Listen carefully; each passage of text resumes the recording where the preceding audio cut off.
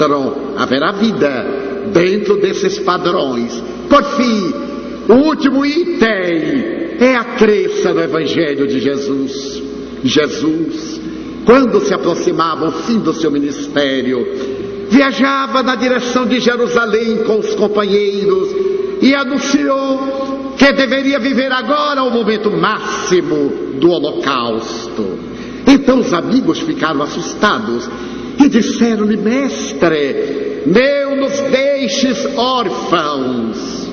E João Evangelista anotou no capítulo 14, versículos 14, 15, 16, 25, 26: eu não vos deixarei órfãos, eu rogarei ao meu Pai, e Ele vos enviará o Consolador, o Espírito de verdade, o Paracleto, o advogado, que ficará convosco até a consumpção dos séculos. Para nós, esse Paracleto, o Espírito de verdade, este Consolador, são os Espíritos que desceram e revoaram da terra no fim do século XIX, a partir de 1848, na cidade de Hydesville, na América do Norte, quando as irmãs Fox mantiveram o contato com o mais além, até aqueles dias monumentais da Europa, na França, quando governava o imperador Napoleão III e a jovem imperatriz espanhola Eugênia, e Allan Kardec publica a 18 de abril de 1857 o Livro dos Espíritos. Os seres espirituais dizem: vimos como outrora repetir as lições do Senhor, e ainda numa bela página do Espírito de verdade, Ele diz que vem consolar-nos das aflições. O Consolador chega no momento da grande transição cultural.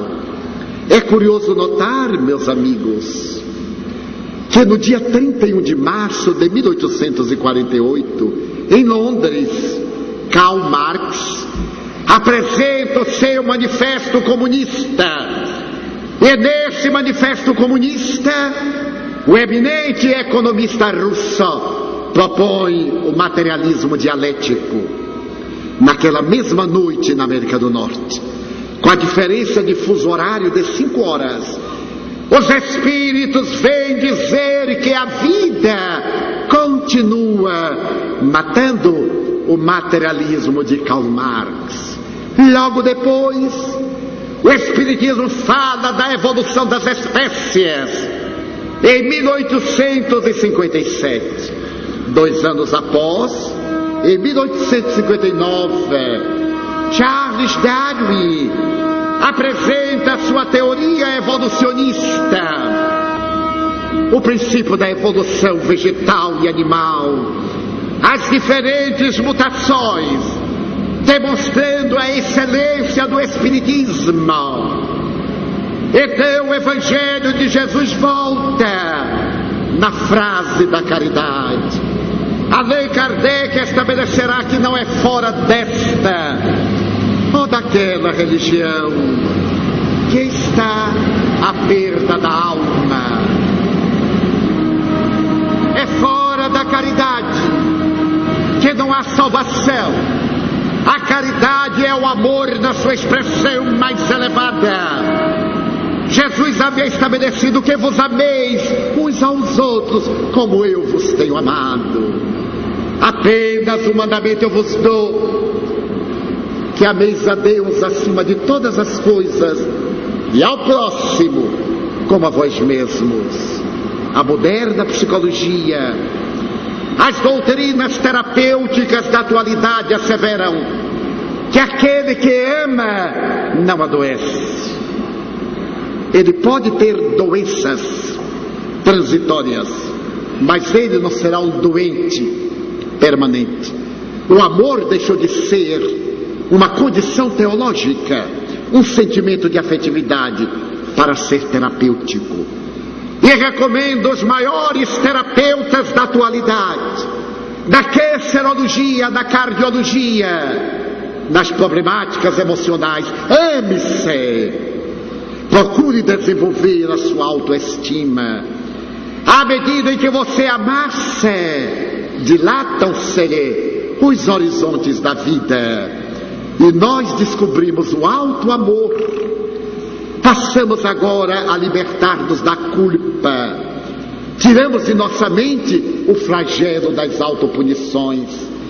É fascinante notar este momento da neurociência, quando cientistas americanos e europeus pediram ao presidente George W. Bush e ao Congresso americano que considerassem a década 1990-2000 como a década do cérebro. O que foi considerado? Porque daqueles 10 anos, a ciência entendeu mais do cérebro do que em toda a história da humanidade.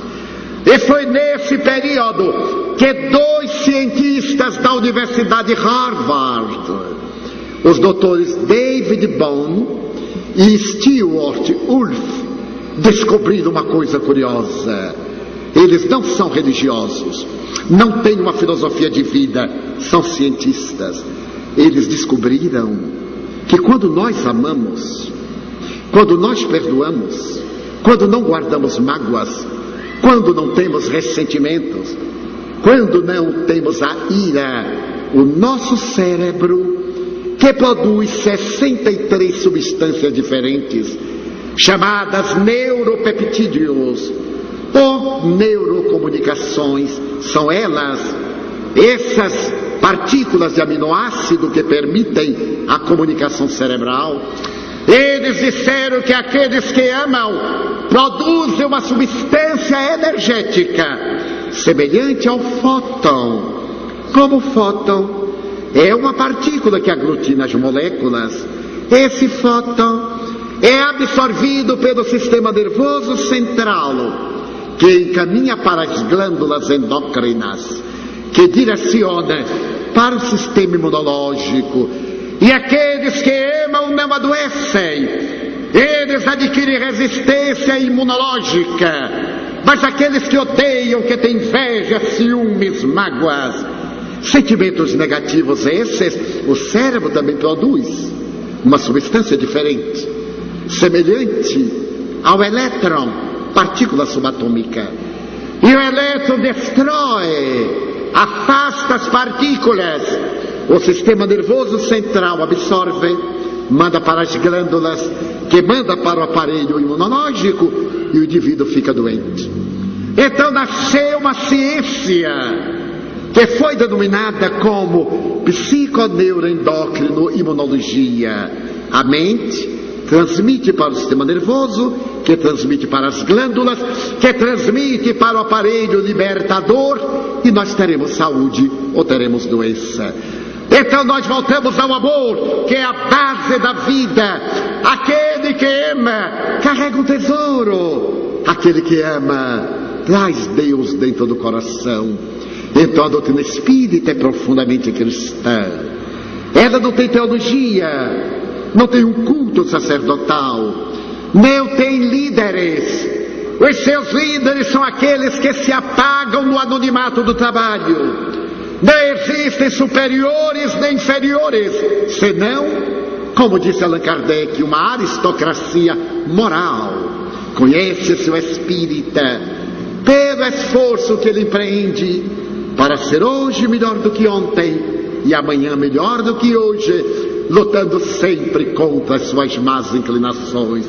Isto é o Espiritismo, a terceira revelação, a doutrina que um dia vai interferir em todas as religiões, dando-lhes aquilo que lhes falta, sem prejudicar a sua estrutura, ampliando o seu campo de percepção. Qualquer doutrina religiosa diz a alma imortal, e o Espiritismo prova através da comunicabilidade dos espíritos. Aliás, o Papa João Paulo II teve ocasião de declarar em 1992, na Catedral de São Pedro em Roma, que os espíritos comunicam-se. E o cardeal Concetti, em uma grande entrevista ao jornal da Cúria Metropolitana de Roma, o Observatório Romano disse: aqueles que recebem os santos, entre aspas, devem ter uma vida pura, nobre, dedicada, para serem dignos de transmitir a mensagem dos mortos. Mas o Papa João Paulo II também fez uma declaração comovedora e espírita, ipsis verbis. Nas minhas prolongadas reflexões, cheguei à constatação que o céu e o inferno não são lugares geográficos, são estados de consciência. O Espiritismo, desde 1865, quando Allan Kardec publicou O Céu e o Inferno, diz: são estados de consciência. A consciência de culpa vive no inferno, a consciência de paz vive no reino dos céus. Mas eu gostaria de sintetizar tudo isto em uma bela narrativa ditada pelo espírito Humberto de Campos ao venerando médium Francisco Cândido Xavier, que narrarei ao sabor da própria emotividade. Ele conta que na quadra primaveril, um homem de rara beleza estava sentado na escadaria do templo de Salomão. O sol de plumas douradas recolhia o seu leque de luzes, quando uma jovem mulher, portadora de beleza sensual, passando por ali, viu aquele homem e fascinou-se. Havia nele uma beleza angélica, os cabelos longos, da cor do mel ou do latão sujo, caíam-lhe até os ombros bipartidos. A barba abundante descia-lhe até o tórax. Os dois olhos eram dois pedaços de céu azul. E a jovem meretriz, acostumada ao jogo das paixões, deteve-se diante daquele homem e disse-lhe: Nazareno, pois que ele o era, e estava com as características da cidade natal, Nazaré.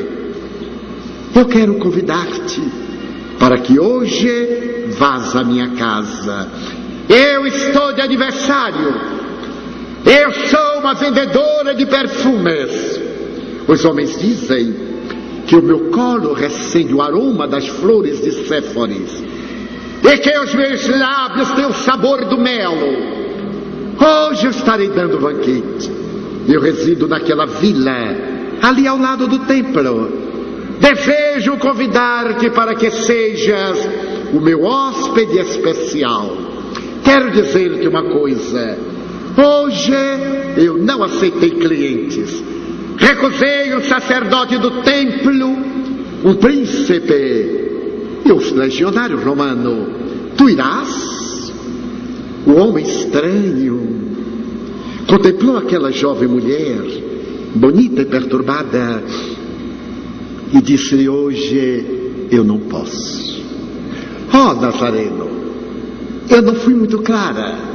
Eu quero dizer-te que tu és o meu convidado e eu não te cobrarei nada. Gostaria que estivesses no meu banquete. Eu colocarei uma escrava núbia para bailar desnuda diante de ti. E lavarei os teus pés, que estão sujos do pó. Tu és um estrangeiro, porque eu noto que as tuas alpercatas estão gastas. E tu trazes a marca dos caminhos. Pois eu lavarei os teus pés em uma bacia de prata com perfume de nardo, e enxugá-los-ei com os meus cabelos. Tu virás? Ele olhou-a e, sorrindo melancólico, disse-lhe: perdoe-me, mas hoje eu não posso. Oh, Nazaré, como me farei entender?